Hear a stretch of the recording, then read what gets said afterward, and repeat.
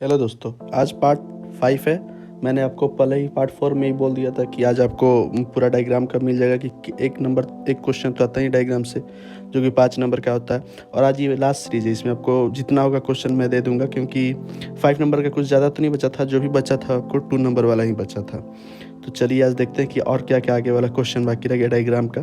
तो diagram type question देखिए, सबसे इम्पोर्टेंट है ये दोनों दोनों पिछले साल भी आया है, बहुत साल रिपीट हुआ है। फीमेल रिप्रोडक्टिव सिस्टम का आपका बनाना है, उसके लेवल कर देना है। अगर उसमें 1-2 पॉइंट पूछ देगा कि इस पार्ट्स का फंक्शन बता देना है, तो वो भी आप बता देंगे। और मेल रिप्रोडक्टिव सिस्टम को भी कर देना है। आगे है कि structure of seeds, structure of seed इसमें है, स्ट्रक्चर ऑफ सीड का बता देना, उसको लेवल कर देना है।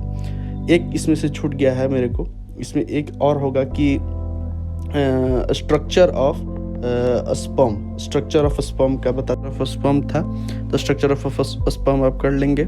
आगे है क्वेश्चन कि स्ट्रक्चर ऑफ फ्लावर, फ्लावर के स्ट्रक्चर को बता देना है, उसके कुछ पार्ट्स का फंक्शन आप याद कर लेंगे, हो जाएगा। हाँ, अब एक और है जो इम्पोर्टेंट बहुत ज़्यादा आता है, मेंस्ट्रुअल साइकिल का जो फेज़ होता है उसका डायग्राम आपको बताकर उसको लेवल करना है, उसके बताना है हर एक फेज़ को, ठीक है। फिर क्वेश्चन है कि water cycle in nature with well level diagram, water cycle के उसके नेचर का जो है ये बाय द चांस ही आता है। फिर कार्बन साइकिल आता है, कार्बन साइकिल भी आ जाता है। दोनों में से कोई एक ही आएगा भी तो दोनों में से कोई एक आएगा। अब इसका जो बचा हुआ क्वेश्चन था वो लॉन्ग क्वेश्चन है। ये जो आपका हो गया यहाँ पे डायग्राम का क्लियर हो गया, यहाँ पे इससे ज़्यादा कुछ नहीं आता है। अगर बाय द चांस अगर लक खराब हो तभी आएगा, अदरवाइज इससे ज़्यादा एक भी नहीं आता है। अब आगे है कि लॉन्ग क्वेश्चन, लॉन्ग क्वेश्चन में जो बच गया था, जो कल का क्वेश्चन मैंने बोला था वो बच गया था लॉन्ग क्वेश्चन में। तो एक क्वेश्चन है इसमें कि right about 3 ecological pyramid with example. ये बहुत इंपॉर्टेंट है क्योंकि लगातार 2 साल से रिपीट हो रहा है, ठीक है। तो 2 साल से लगातार रिपीट, दो साल से लगातार ये रिपीट हो रहा है। और ये अच्छा क्वेश्चन इसलिए आने का पूरा का पूरा चांस है। क्वेश्चन नंबर 2 है कि what do you understand an ecosystem, ecosystem के आपको बारे में बताना है। और describe structure and component of ecosystem, ecosystem के कंपोनेंट और उसके स्ट्रक्चर को डिस्क्राइब कर देना है। फिर आगे क्वेश्चन है कि what do you understand by conservation, conservation से आप क्या समझते हैं, जो कि 2015 में ये क्वेश्चन आ चुका है। What do you understand by conservation. फिर आगे क्वेश्चन है कि air pollution, air pollution describe it's harmful effect. जैसे कि आप ये क्वेश्चन देख रहे हैं कि air pollution describe it's harmful effect. आपको पहले एयर पोल्यूशन का लिखना है, उसके इफेक्ट को भी बता देना कि क्या हो रहा है, ग्लोबल वार्मिंग क्या हो रहा है, ये सब उसी की वजह से जो चीज़ हो रहा है वो सब आपको बता देना है। जो करंट में चल रहा है वही बताइएगा ना, काफ़ी है वो। फिर आगे है कि फूड चेन है, फूड चेन और फॉरेस्ट इकोसिस्टम, ये भी बहुत इंपॉर्टेंट क्वेश्चन है। फूड चेन और फॉरेस्ट इकोसिस्टम, इन फॉरेस्ट इकोसिस्टम में ये जो फूड चेन है ये भी बहुत इंपॉर्टेंट क्वेश्चन है। इस पर 3 इसीलिए स्टार लगा दिए हैं। ये रहा आपका 5 नंबर का क्वेश्चन, मतलब डायग्राम लेकर, और ये लॉन्ग क्वेश्चन के लिखने के साथ ही साथ 5 नंबर का ये क्वेश्चन रहा। ये यहीं पे ख़त्म हो रहा है 5 नंबर का। अब जो 2 नंबर में जो ज़्यादा आज क्वेश्चन बच गया था, कम से कम 20-22 क्वेश्चन बच गए थे, वो आज मैं पूरा क्लियर करवा दे रहा हूँ आपको। जो कि आप फर्स्ट क्वेश्चन है इसमें 2 नंबर वाला में है, ध्यान से इन सभी को कॉपी पे लिख लेंगे अपना, क्योंकि इन्हीं में से क्वेश्चन आएगा, जितना दिया गया है बस उतना ही। फिर क्वेश्चन नंबर 1 है कि function of blood, function of blood. अब कल से चलेगा फिजिक्स का, फिजिक्स का भी आपको एकदम, फिजिक्स का तो D2 एकदम वही मिलेगा क्वेश्चन। आप उसको भी लिखकर अच्छे से तैयारी कर लेंगे। फिर ये फर्स्ट क्वेश्चन है कि फंक्शन ऑफ ब्लड। फिर सेकंड क्वेश्चन है कि डीएनए प्रोब्स और एप्लीकेशन इन बायोटेक्नोलॉजी में डीएनए प्रोब्स का क्या एप्लीकेशन होता है। डिफरेंस बिटवीन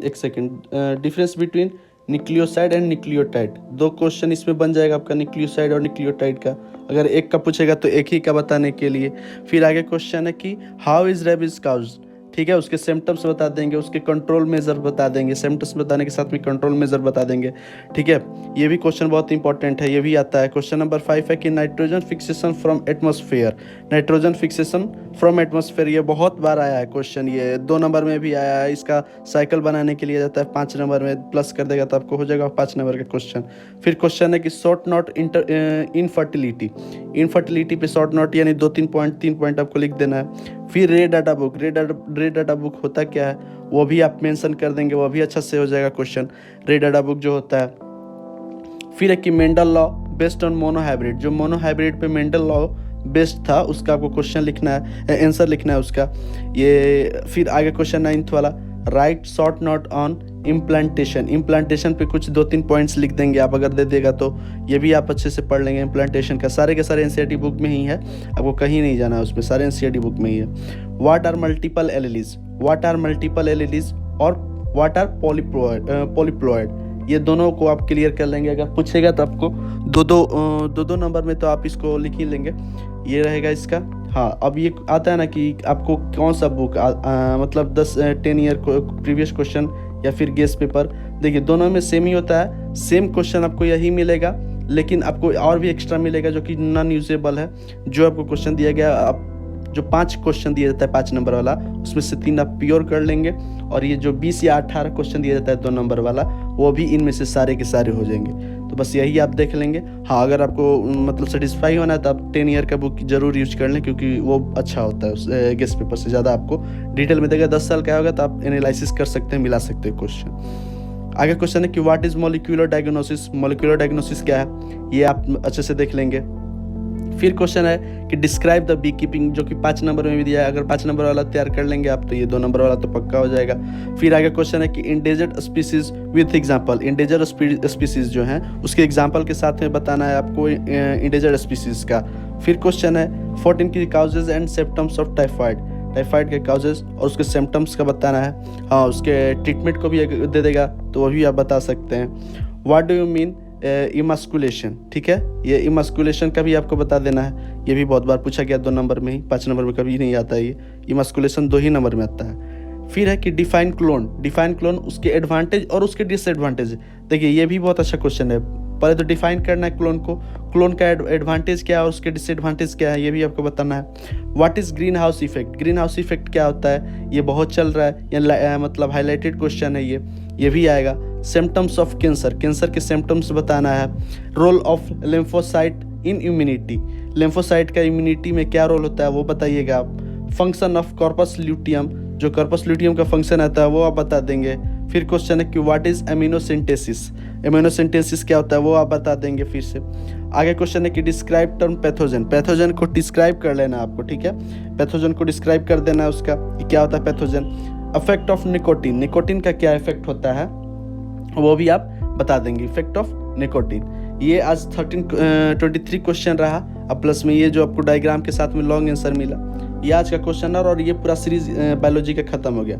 आपको फिर आगे से आपको फिजिक्स का मिलेगा, जो कि वो भी आप दोस्तों में शेयर कर सकते हैं। यही क्वेश्चन अगर आप जिस दिन आप एग्जाम देंगे उस दिन आकर मुझे मैसेज कमेंट जरूर करेंगे, वही रहेगा आपका क्वेश्चन, कहीं बाहर से नहीं आएगा। तो ये रहा आपका पूरा का पूरा क्वेश्चन। आप अच्छे से इसका स्क्रीनशॉट ले लेंगे आप पहले वीडियो में जाकर, क्योंकि आपको सारा का सारा क्वेश्चन इसमें दे दिया गया, वो सारे के सारे आप लिख लेंगे और सारा का आंसर आप दे देंगे। और उन सभी का मेरे पास आंसर है। आप अगर मुझे कमेंट करेंगे तो मैं आपको ज़रूर प्रोवाइड करवा दूंगा PDF फॉर्म में।